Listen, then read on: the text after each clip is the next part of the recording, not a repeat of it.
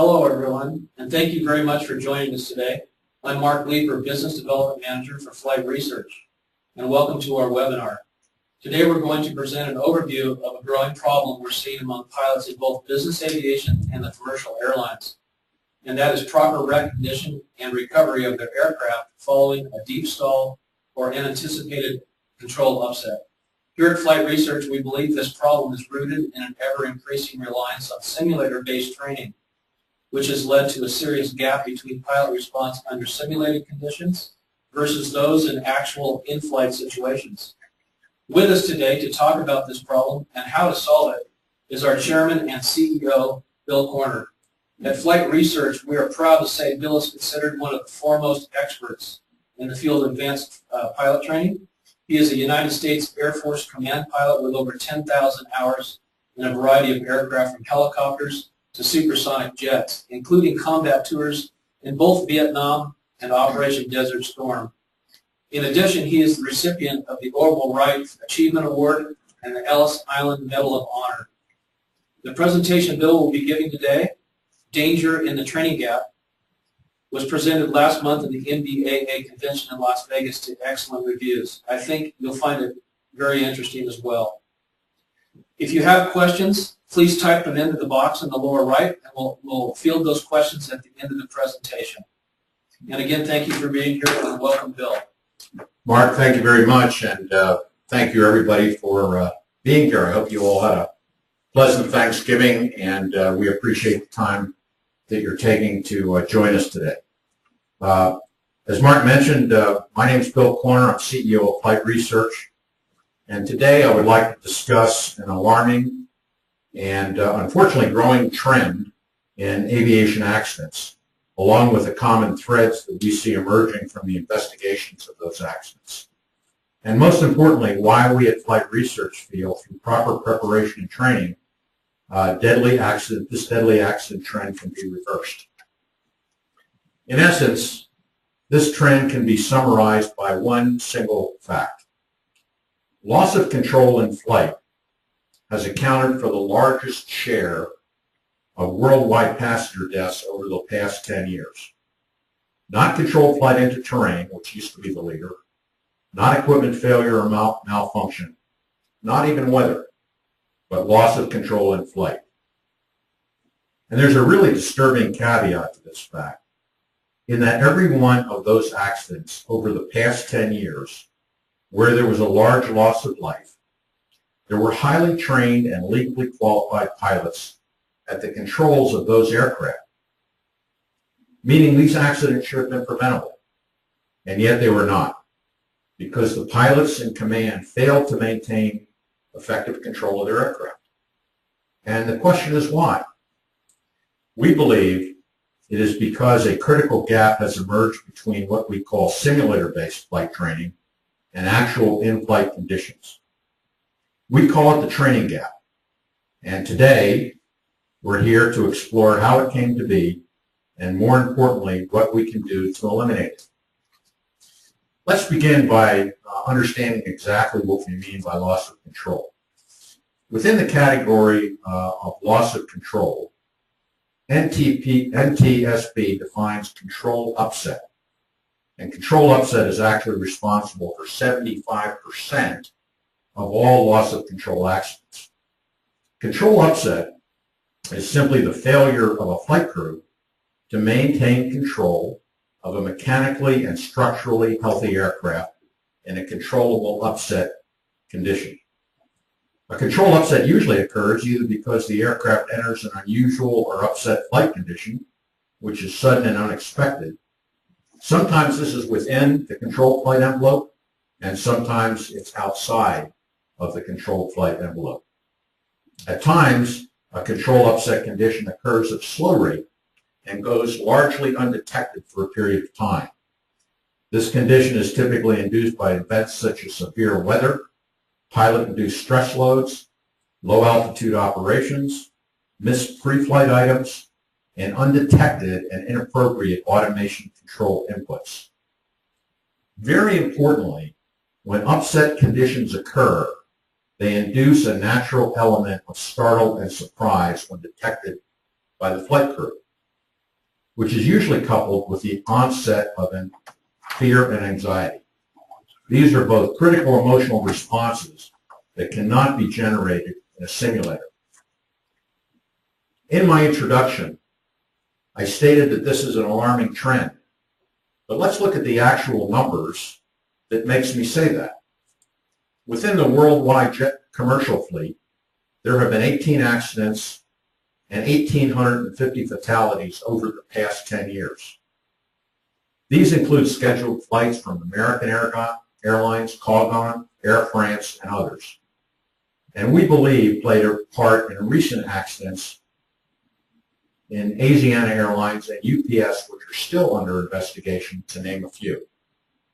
But perhaps of greater concern to all of us here today who fly Part 91 is that some 40% of all fatal accidents in the general aviation category, which comprise corporate, business, instructional, and personal flying over the same period, were due to loss of control.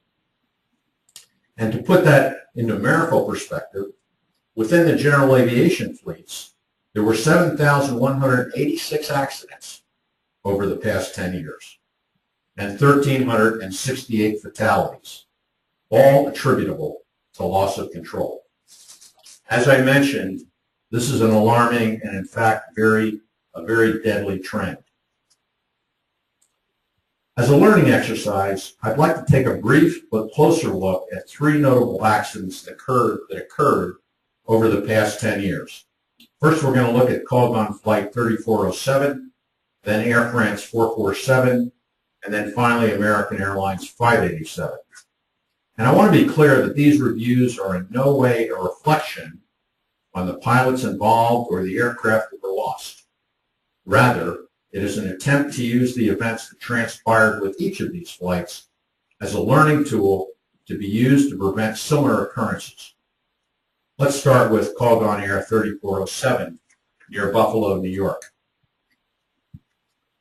The aircraft was flying into Buffalo on a cold February evening, and they were on approach. They were actually talking to approach control. The aircrew had set the stick shaker initiation at a high level because they were anticipating icing. And the stick shaker actually went off as the airplane slowed to 131 knots. Now the aircrew actually had indications that the stick shaker was set at an unusually high level, but they missed those indications that were presented to them. And when the stick shaker went off, they were still about 22 knots above a stall margin.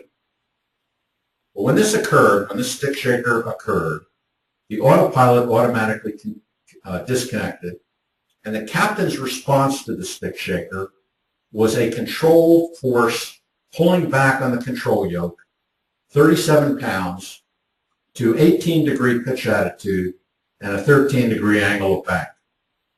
This increased the loading on the aircraft from 1 G to 1.4 Gs and slowed the airspeed down to 125 knots. Simultaneously, the aircraft commander also increased the power level to max. However, this new combination of increased angle of attack and loading now actually caused the aircraft to stall. The aircraft started a series of oscillations, one wing down to the other side down. During these oscillations, the aircraft had a stick pusher system. I think you're probably all familiar with what that is. It's an automated system within the aircraft that actually pushes the control yoke forward to assist the pilot in an aerodynamic recovery from a stalled condition. Well, there were 3 stick pusher activations during this oscillation period. The first time it happened, the captain applied a 41-pound aft force, and the roll rate now reached 105 degrees right wing down. He then had a second stick pusher occur and applied a 90-pound aft force. The result was a 35-degree left wing down. And then finally, with the third stick pusher, the captain pulled back on the yoke with 160 pounds of force. 160 pounds of force, resulting in a final flight data recording of 25 degrees nose down and 25-degree right wing down. The NTSB conclusions about this particular accident was that icing was not a failure, that the captain's inappropriate aft control column inputs in response to the stick shaker caused the aircraft wing to stall, that there were explicit clues associated with the impending stick shaker onset, but neither pilot responded to the presence of these clues. The captain's response to the stick shaker, according to the NTSB, should have been automatic, but his improper flight control inputs were instead consistent with startle and confusion. So the question is, why did this captain decide to take action which was exactly opposite of the actions he should have taken, resulting in the loss of the aircraft and 50 fatalities? Let's look at some other NTSB conclusions from this particular crash. They said that relative to 3407, NTSB said, the current air carrier's approach to stall training did not fully prepare the flight crew for an unexpected stall and did not address the actions that were needed to recover from a fully developed stall. That the pilots could have had a better understanding of the airplane's flight characteristics during the post-stall regime if realistic, fully developed stall models were incorporated into such training. And also during post-accident interviews, the NTSB learned that during the approach to stall recovery exercises for initial simulator training, the pilots were instructed to maintain the assigned altitude and complete the recovery without deviating more than 100 feet above or below the assigned altitude. In fact, some company airmen indicated that any deviations outside of that limit would result in a failed check ride. So is that why this captain was intent on pulling back on the yoke? We're all aware that in a fully stalled aircraft, full aerodynamic recovery is possible and will typically involve more than 100 feet of altitude. And certainly in this case, it would have, but that's okay because they had sufficient terrain clearance to accomplish that. But of course, the result was much different. A second high-profile loss of control accident occurred just off the coast of Brazil with Air France 447. In a second, we're going to show you the NTSB video animation that an NTPS director did along with CBS News that does a nice job of sort of encapsulating this particular accident. You'll notice in the animation that a stick is shown, a control yoke is shown instead of a stick, and of course this was an Airbus 330 which has a side stick, but other than that, I think it's pretty accurate. So it's going to take us just a second to load this. Give us about 5 seconds and you'll see this particular animation.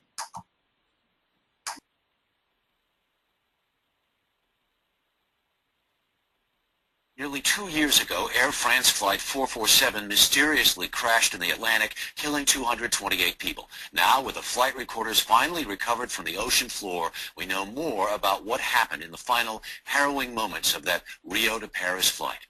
Here's Nancy Cordes. The plane's black boxes reveal that the Air France pilots, faced with conflicting speed readings, didn't know whether to speed up or slow down.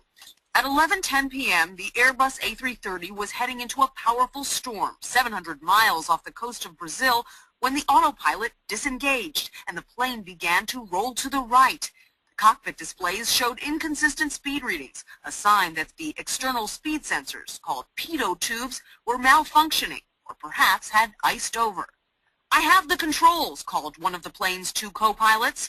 A stall warning went off, and he climbed briefly before pointing the nose down to pick up some speed. Then he leveled out and began to climb a bit, perhaps not realizing he was still going too slow. That triggered a second stall warning. But instead of pointing the nose back down, he continued to pull up. The aircraft begins to roll. It begins to go from one side to the other side. Mark Rosenker was chairman of the NTSB when the plane crashed in June 2009. What we've seen in this cockpit voice recorder is two pilots extremely confused about what's happening on their flight deck, what's happening to their instrumentation. It was now a minute and a half into the crisis, and the captain, who had been on a scheduled rest break, made it back into the cockpit.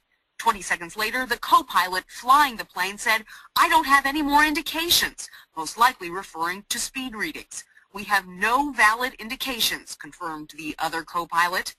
As it pitched and rolled, the plane slowed even more and stalled, falling from 5 miles up for 3.5 minutes at a rate of 10,000 feet per minute, slamming belly first into the Atlantic. What would those 3.5 minutes have been like for the pilots and for the passengers? Horrific is the only way to describe it. The aircraft was rolling. The aircraft was descending at a high rate of speed, tremendous G-force. It was horrific. The last recorded speed right before impact was just over 120 miles per hour. A jet of this size cruising at altitude should have been flying at more than 500 miles an hour. Harry? Nancy, are officials in Brazil assigning blame? Well, officials in Brazil and in France, where this investigation is taking place, say all of it is to blame. The faulty pitot tubes, which have now been replaced on all Air France jets, and also the actions of the pilot. They'll also be taking a look at the training of the pilots. Were they trained to deal with a stall in these kinds of situations? This investigation is going to be going on for about another year, Harry. Nancy Cordes in Washington. Thanks.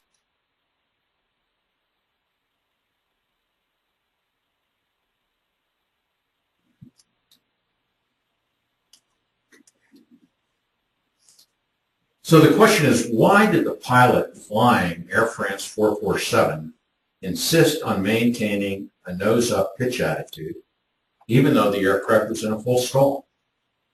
So Air France 447 was at 38,000 feet over the Pacific. They encountered turbulence, plummeting temperatures, which caused the pitot tubes to ice up, meaning the airspeed indicators were not reliable. The autopilot disconnected. The stall warning went off. In fact, the stall warning in 3.5 minutes from 38,000 feet to the ocean went off 75 times. And yet the pilot flying the aircraft pulled back on the control stick, at times reaching an angle of attack of 40 degrees, keeping the aircraft in a fully developed stall, and 3.5 minutes later, the aircraft slammed into the Pacific, killing all 229 aboard. As pilots, we all know that losing an airspeed indicator is not a desirable thing, but we also know that if we're familiar enough with the aircraft and we've been trained properly, all this crew had to do was apply an appropriate pitch attitude and power setting, and they could have flown the aircraft right through this particular situation. Another accident that I would like to talk to you about briefly is American Airlines 587. This aircraft departed JFK and shortly after takeoff encountered wake turbulence from a Japan Airlines 747 that had departed ahead of it. The co-pilot was flying the aircraft, and in reaction to the wake turbulence from the 747, the co-pilot initiated immediate and simultaneous full rudder and aileron deflection of the controls. And in the ensuing 7 seconds, initiated full rudder-to-rudder stops 5 different times. Left side to right side to left side to right side, 5 full rotations in a 7-second period. The last time he did that, the vertical stabilizer departed the aircraft and caused the aircraft to crash, killing all on board. The NTSB said that the probable cause of the accident was the in-flight separation of the vertical stabilizer as the result of the loads beyond ultimate design that were created by the first officer's unnecessary and excessive rudder inputs. In summary, the first officer's lack of training in the airplane's actual response to rudder inputs at high airspeeds may have contributed to his incorrect assessment of his interaction with the aircraft during the accident sequence. So, in each of these preventable accidents, we see commonality in that the pilots lacked recognition and understanding regarding proper aircraft control input in an upset condition, coupled with emotions of startle and confusion, anxiety, and fear. And why? Simply because they had never been in that situation in an aircraft before in any of their training, and they didn't know what the right thing to do was. Now, this can not only happen, obviously, with the airlines. As we mentioned before, loss of control accidents have resulted in some 1,368 fatalities and an incredible 7,186 accidents in the general aviation ranks over the past 10 years. So this is certainly not a problem that's unique to the airlines. It is something all of us as pilots and an industry must address if we are to change this trend. And according to investigations in all three of the cases we've just discussed, these loss of control accidents were each preventable. But in virtually every case, minor problems quickly snowballed out of control, resulting in devastating results when pilots did not understand, misinterpreted, or acted incorrectly upon encountering a problem. You know, in every loss of control accident, the buck starts and stops with the pilots, who are presumably well-trained and highly experienced. But understanding what happened in these tragic cases is one thing. A much better thing to know is what we can do to prevent it from happening again. And to do that, we must look for common threads. Pilots are only as good as their training, and that training is only as good as the curriculum behind it.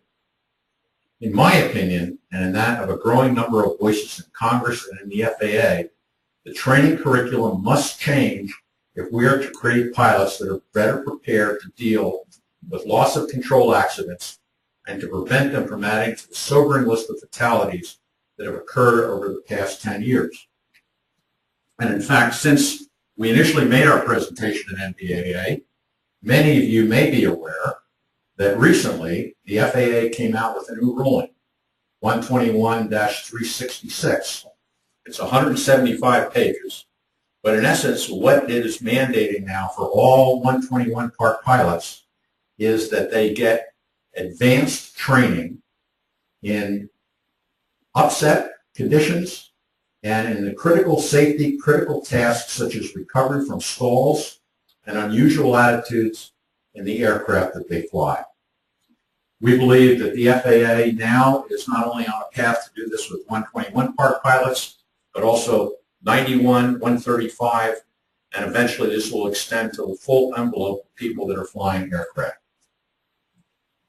Adding to the complications of the current training is the fact that the expected number of new pilots that are coming into line are also going to have to be trained properly in upset conditions and how to handle them. Boeing, for example, estimates that there's going to be 34,000 new aircraft worth about $4.3 trillion coming online in the next 2 decades. And to man those aircraft, 460,000 new pilots, 69,000 in North America. As John Allen, who's the FAA Director of Flight Services, has said, he's concerned because he thinks this has serious safety implications.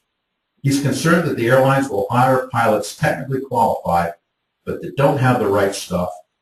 And if we're going to continue the present training trends and perpetuate the culture of automation dependency, simulator training, we would result in having underdeveloped piloting skills. Pilots trained primarily in simulators would not have the necessary experience or confidence to handle the dynamics of a critical emergency upset. You may have recently seen, and this again occurred just recently after our presentation at NBAA, The Wall Street Journal had a very extensive article about a week and a half ago on pilots' excessive dependency on automation. NBC Nightly News actually presented a story as well on overdependency on automation.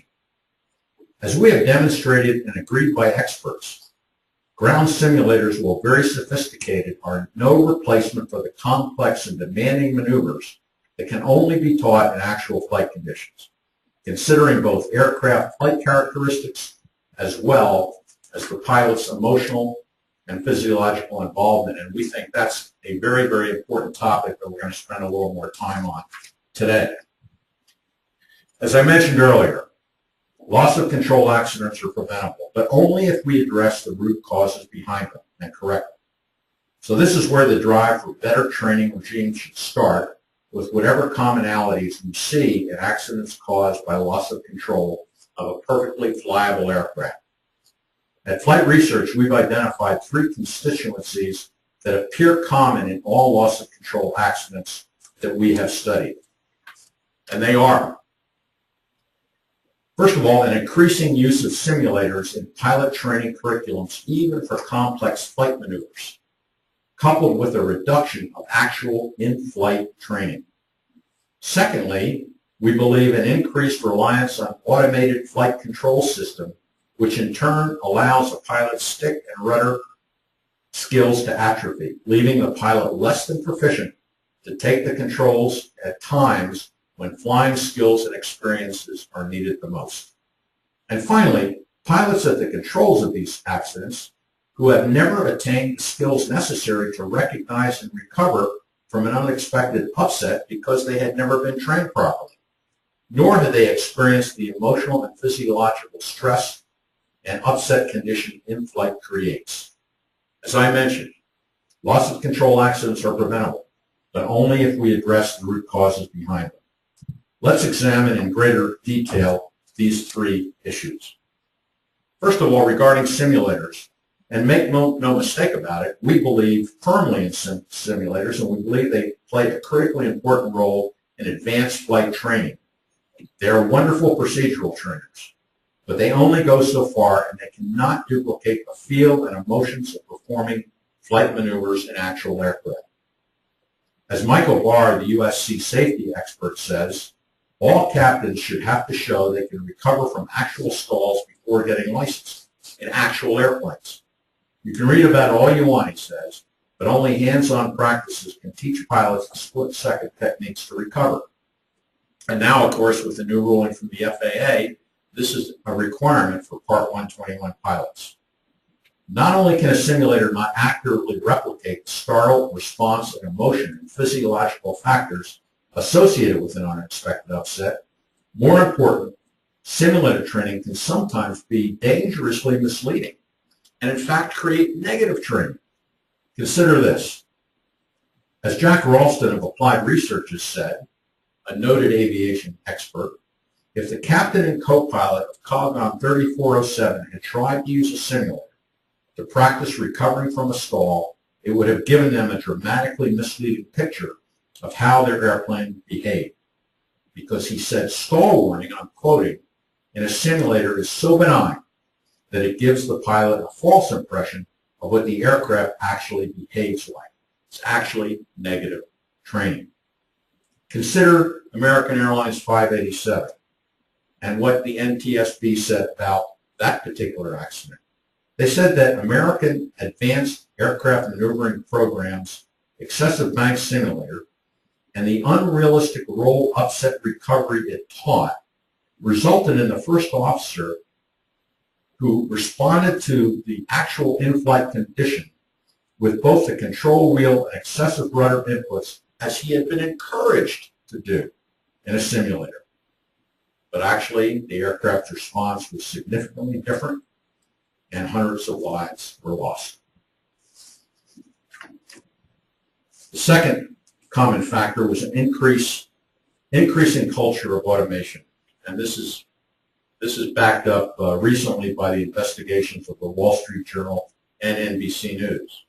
You know, prior to the late 80s, pilot training was focused on teaching pilot skills, stick and rudder, if you will. We didn't have automation back then, or if you had it, it was very rudimentary, and you didn't get into using automation until you had a lot of time. Pilots were taught to fly the aircraft first. And then I can remember sitting in a seminar one day as the level of automation was increasing, that we were told as pilots that we were no longer pilots, but that we were quote-unquote automation managers. And automation managers started having accidents all over the world. Pilots are not automation managers. They are pilots, and their job is to fly the aircraft first and ensure the vertical and lateral tasking and energy level of their craft at all times. Yet in many accidents, automation-dependent pilots lost situational awareness due to task saturation by trying to continue with a high level of automation operations in a rapidly changing environment. Lacking confidence in their piloting skills, accident crews were shown to have been depending on automation to correct a deteriorating situation. But instead of saving them, the automation killed them, because no matter how good an autopilot or autothrottle is, they cannot recover an aircraft from a critical and unexpected flight attitude. But increasing evidence is pointing to the fact that many pilots today simply don't know how to control their aircraft in a critical flight attitude because they haven't been trained. The training they've been given is largely systems-based, with increasingly less stick and rudder time. Consider this: the recent Asiana 214 crash at San Francisco, a Boeing 777, 307 passengers on board, 181 were injured, 12 critically, 3 killed. The particular aircraft was on an approach in a VFR day into San Francisco.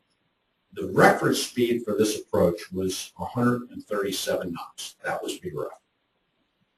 At 40 seconds prior to impact, the speed of the aircraft started deteriorating below 137 knots.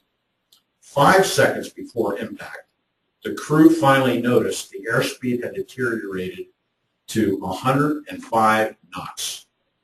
Applied max power, tried to go around, and it was too late.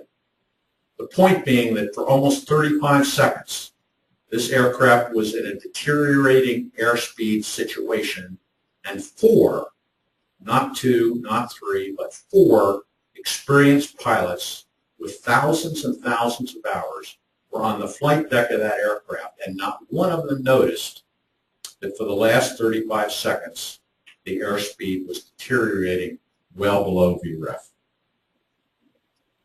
And why? Why did that happen? Well, we do know that one of the pilots was interviewed, and he said that the flight crew and he assumed the auto throttles would maintain VREF. All the evidence is not in yet, but we do know relative to the UPS crash at Birmingham that the autopilot and auto throttles were engaged at impact. This is a disturbing trend that we must address. The third common thread we see in loss of control accidents is an unfamiliarity with the emotional and physiological responses in an unexpected upset and the conditions that it can cause. Those of us who have been upside down in a jet or in spins know that the sights, sounds, physical, and emotional stress are unmatched by anything you could experience in a simulator. I can tell you that I have thousands of hours in aircraft, and I have a lot of time in simulators. I have never been scared in a simulator, and I have been scared a lot in airplanes. Imagine trying to replicate those emotional experiences in a simulator. It simply cannot be done. And yet studies clearly show that a learning experience that does not incorporate a full spectrum of emotions, physiological impact, involved with the actual skill or actions to be taught cannot fully develop that skill or action to a level of competency. Research also shows that low emotional awareness during learning fails to produce full engagement and does not develop the required results. Emotions like fear and anxiety, when incorporated into the learning experience, have positive effects because they create purpose and shape the context of the learning experience. I know when I was out in Las Vegas talking to groups of people, whenever there were Air Force pilots in the audience, I would say to them, do you remember Fairchild Air Force Base? Every Air Force pilot, in my era anyway, that came out of Air Force pilot training had to go to training at Fairchild Air Force Base, survival training. And I can tell you that the second week of that training was the most realistic training that I have ever had, because it involved you in a situation where you were supposedly in an ejection sequence. You were in the middle of a forest in Washington trying to get to a safe area, and you were captured. And you were put into a concentration camp. And I'm telling you, after a few hours, you were really beginning to wonder if you weren't still in the United States, but really in a concentration camp. You were stripped nude, you were put in a little cage, you were fed fish heads, you were pulled out of there, interrogated, physically, emotionally abused. You had to bring into effect all the training because every emotion you had ever felt was coming to you all at once. And nobody that ever went through that experience ever forgot any part of that because of the emotional impact of that particular training. And many pilots that came through that subsequently became POWs will tell you that they survived POW experience because of that particular training. The point being is that you cannot learn the particular skill, you cannot learn the experience without the full gamut of emotions. If you look, for example, at COGON 3407, the research was proven to be correct because when you heard the pilots on the voice recorder by the NTSB, they described the pilots' actions consistent with startle and confusion and fear. Same thing with Air France 587, same thing with American Airlines 587, and also the Air France 447. Again, simulators, regardless of how very good they are, simply cannot replicate or prepare you for the emotional impact of an unexpected condition in flight.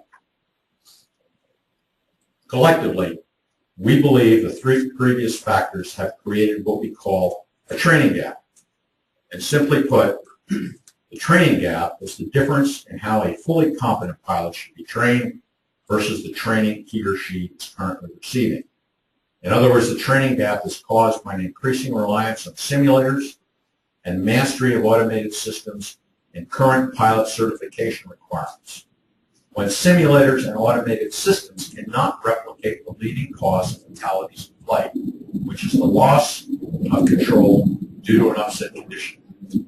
Nor can simulators or automation prepare a pilot for the emotional impact an in-flight upset condition can cause or the correct techniques to recognize and recover from.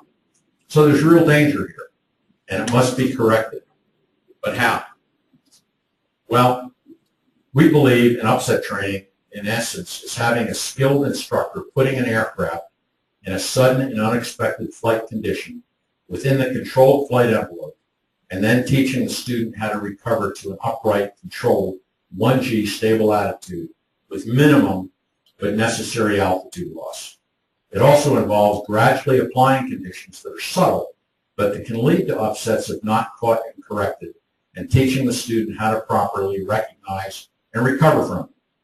This is training we firmly believe that every corporate and airline pilot and Part 91 and 135 pilot should have. And critically and importantly, it must be done in the category and type of aircraft they are certified to fly. Now, it's not just me saying this. Calls are now going out to change the current training parameters, and that's recently evidenced by the new FAA ruling. In fact, Senator Chuck Schumer, Congressman Brian Higgins sent a letter to the FAA asking for a new mandate for additional stall and recovery trainings to be implemented immediately and applied to both U.S. and non-U.S. pilots through bilateral agreements. The NTSB has recommended to the FAA that all 121 and 135 and 91 operators must provide training for crews in the recognition and recovery from unusual and upset maneuvers in the actual aircraft. Many flight departments are now requiring this of their pilots. Some insurance writers are thinking about it. Others recently have mandated it. We have the capability to do this, and as accident statistics show, we certainly have the need. Amazingly enough, we found here at Flight Research that more than half of the corporate and airline pilots we have trained have never been in a fully developed stall or upset condition in a jet aircraft, nor do they have a proper understanding of BA or of their aircraft's complete flight envelope, and this is simply unacceptable. Today, there are several providers of upset training and operation, and I can't speak to what they do, but I can tell you about the program we've created and the positive results we've achieved. At Flight Research, we've been teaching upset recovery and training for corporate and airline pilots since 1981, and in that time, we've trained thousands of pilots. Our instructors include military test pilot school graduates, former astronauts, and combat veterans with vast experience. And, importantly, unlike other schools, we only use business and military jets that have the same feel and perform like the aircraft our customers are flying in their jobs every day. Now, we don't teach aerobatics here, and we don't use aerobatic aircraft in our training simply because we do not believe it would be realistic or helpful to our students to do so. A more balanced approach, we believe, and more effective training is to combine simulator time with actual in-flight upset recognition and recovery training with turbine aircraft. First of all, we believe in the use of ground school to teach the theory and reasoning behind why upset conditions occur, coupled with the recovery technique theory.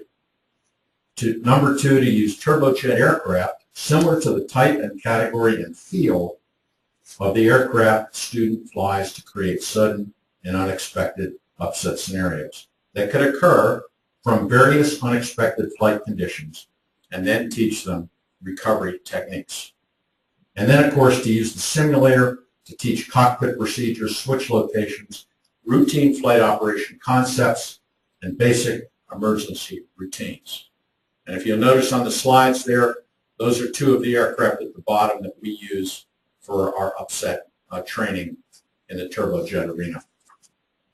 Now, there are some folks that will tell you that upset training is the same as aerobatic training, and that's nothing could be further from the truth.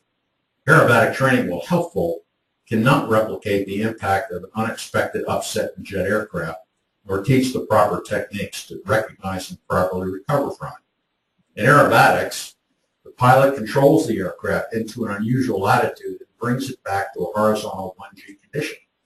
There's nothing sudden or unexpected about it. The aircraft is flown within the flight envelope, and it's void of the emotions and physiological impact when the upset occurs suddenly and unexpectedly. In addition, aerobatic aircraft are nimble. They have very light control forces, and they're quick to respond. Business and jets and commercial jets have heavy control forces. They respond entirely differently. In fact, many pilots that come to us and train with us that have had aerobatic training, actually we feel it's negative training because they try to use the control surfaces the same way, and they actually exacerbate the upset condition that they're in. So we have to untrain them relative to their aerobatic instincts to teach them proper upset control inputs. True upset training to be effective must use the aircraft that mimic such a response relative to the aircraft that the pilot is flying every day. And that's why we use business jets and other turbine aircraft that properly replicate the response of a typical corporate jet or commercial airline. The training profiles we teach emulate a variety of unexpected upsets. I mean, one of the things that we do, for example, is we do a full Air France 447 profile. We take the aircraft up to altitude, we do a full stall, we keep it in the stall for a period of time, develop a very high sink rate, 6,000 feet per minute or so, just like the Air France aircraft did, and then we show a variety of different recoveries from that primarily a full aerodynamic recovery. We do some 25 rapid and unusual upsets at various aircraft configurations from takeoff to cruise to landing in the same kind of conditions as might be expected from wake turbulence, wind shear, microburst, loss of flight instruments, and fully developed departure stalls. We do a stick shaker flying to show maximum performance. You're actually using a stick shaker to show the type of flight operations that might be required in some situations such as a microburst. We do various stall scenarios and inverted recoveries, and we do a series of upright and inverted spin recoveries. We demonstrate actual flight maneuvers and recovery techniques both in and out of the controlled flight envelope in a similar category and type of aircraft our customers fly. We also teach a full understanding of the flight envelope. You'd be amazed how many pilots that we get in here that don't understand the flight envelope. For example, what maneuvering speed is a typical misunderstood component of that. We teach our students how to fully use the flight envelope to recover in an emergency. Our training begins in the classroom with a heavy emphasis on the principles of aerodynamics and a thorough understanding of the flight envelope, and then moves to the flight line, where every mission is recorded and debriefed as we return to the classroom after each flight. In fact, what I'd like to show you just briefly is what one of our typical cockpit videos looked like from a recent training mission. And I'm going to give this about 5 seconds again to start.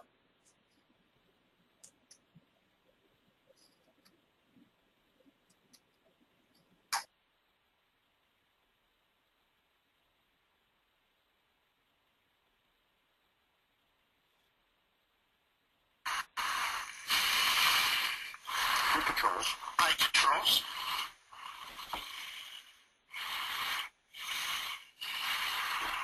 Okay, good.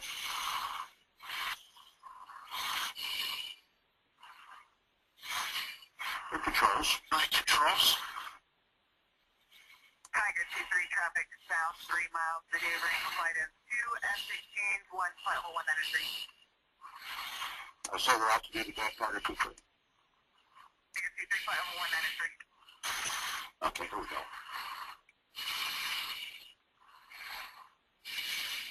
Aircraft.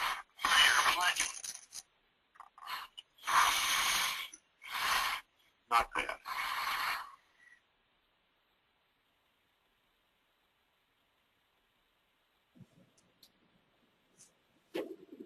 This student was particularly interesting. That was his 4th attempt at an inverted recovery. And what's interesting about it, it was a gentleman with literally thousands of hours that had never been upside down in an aircraft. And on the first attempt at that inverted recovery, he did what typically a lot of our students do, in that he pulled back on the control stick and effectively did a split S and lost about 2,500 feet. On the second attempt, he did much better using the techniques that we taught him, and lost probably about 1,000 feet. On the third attempt, it went down to 600. In that particular attempt that you saw there, he actually recovered from an inverted position, losing about 400 feet. So training does work. And once they're trained and they understand how to do this, if he's ever again faced with that situation, I promise you that he will know exactly what to do. So we're taking pilots that are comfortable in 1G environments, essentially, and we build and renew their piloting skills. We reduce their dependencies on automation and enhance the safety of their piloting techniques. This is a mission that we take very seriously. And if you don't mind me saying, it's one we do very well. We were the first upset training academy in the world, and we are considered by our customers to be the very best. Well, I don't know if our program should be the model, but I do believe that whatever upset training course is taken, no customer should expect anything less than the commanding levels of knowledge and real-world experience that we teach here. As I mentioned, I believe a change is required in training protocol if we're going to save lives. And we've created a strong program to help facilitate that change, as have several others. Regardless of who you seek such training, with such training, here are 3 things we believe you should look for in any training program you wish to pursue. first make sure that there is a complete ground school that teaches a thorough understanding of the complete flight envelope. And that, really importantly, number two, in-flight upset recognition and recovery training is accomplished in turbine aircraft similar to the type of aircraft that the pilot is actually requiring to fly every day. And third, ensure that all the training replicates the realistic physical and emotional conditions in all training environments. As I mentioned, we've seen a lot of activity on positive that has happened since our presentations with this at NBAA. We believe this is going to be a continuing progression of events, and we certainly thank you for your attention today and appreciate your attendance to this. And with that, I'll turn this back over to Mark. Thank you, Bill. Before we let you go, we have a couple of questions from our attendees. Okay. First one is, somebody's asking to define what is an upset in definition. That's an excellent question because there's a number of them floating around. We don't actually put a precise condition on that relative to degrees of bang, degrees of pitch, degrees of nose low, etc. The way we define it at Flight Research is that we define it as a condition where the aircraft reacts to a flight situation in a manner which causes a threatening, sudden, and unexpected deviation from the aircraft's normal expected flight operating parameters. And that's usually in the attitude and airspeed of the aircraft, such that it requires the immediate and skilled intervention by the flight crew to prevent a catastrophic accident. So it's essentially something that's unexpected, something that's sudden, something that, if not handled, could lead to a catastrophic accident such that the crew has to respond with a skilled intervention on a very, very quick time frame. Next question, Bill. It says, I've had upset training in a small light aircraft. What's the biggest difference that I would experience at Flight Research? Well, there's a difference in the feel of the aircraft. The control forces in a light aircraft are of course much different than the control forces in a business jet or a heavy jet. The control forces in a light aircraft are very, very light, meaning that the aircraft will respond very quickly to the input of a control. In a heavy jet, the control forces are much heavier, and you must really input them with great force to get the aircraft to react. What we've seen relative to pilots that have been trained to have upset recoveries, if you will, in light aircraft, is that when they try to do the same thing in a heavy aircraft and they apply those forces in the same manner, they often exacerbate the upset condition even further, causing even a more complicated condition to occur.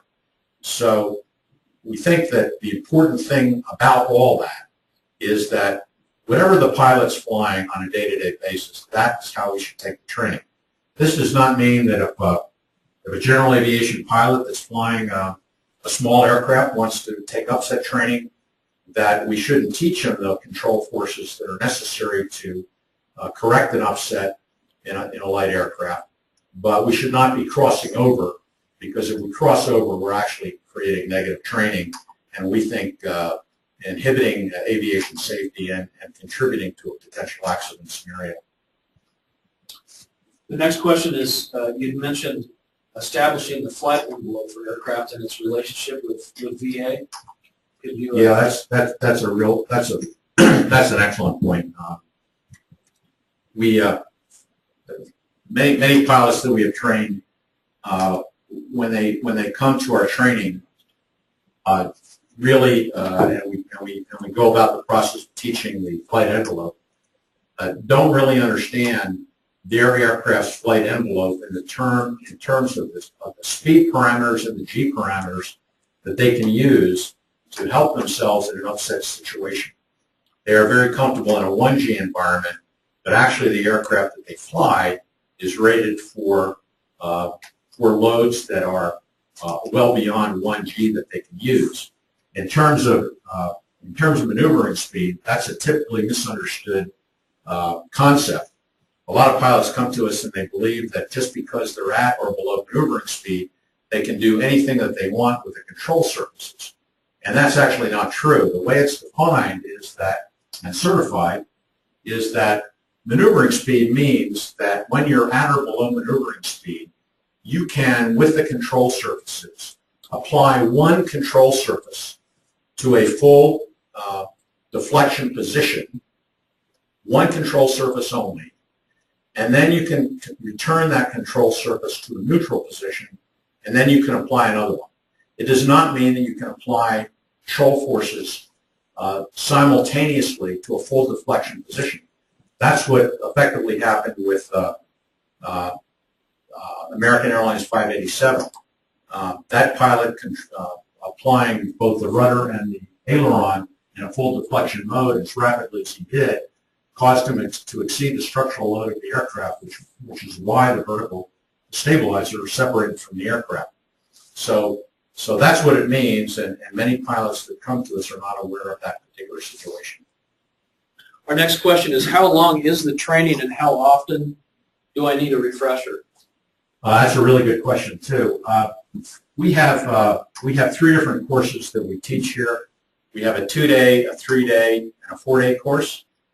And our recommendation is that if pilots have not been through upset training before, or if it's been a long time since they've been involved with flight situations where they have flown aircraft in unusual attitudes and so forth, we believe that the best way of handling that is to initially take the 3- or 4-day course, and then on an annual basis take the 2-day course as a refresher. That's what we recommend, and that's what most of our corporate customers do. Next question, Bill. How large are the classes? We actually like to keep the classes to a very small level, and the maximum we will put in any class is 6. 6. Okay. So that way we can have very concentrated training. Bill, thank you. I think that's all our questions. We really appreciate everyone joining us today. This presentation is the first in a series of webinars about this very important topic of upset prevention recovery.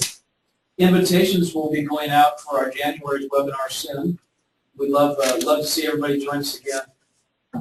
For more information about flight research and its mission, you can go to www.flightresearch.com. If you'd like to give us a call and speak with Bill or myself, please feel free to give us a call at 661-824-4136. And again, thank you very much.